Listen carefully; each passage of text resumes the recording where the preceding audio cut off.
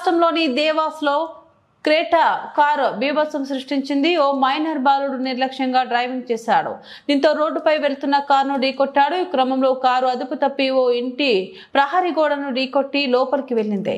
ఈ ఘటన ఈ నెల 13న జరగగా ప్రస్తుతం ఇందుకు సంబంధించిన వీడియోస్ నెట్టింట వైరల్ అవుతుంది.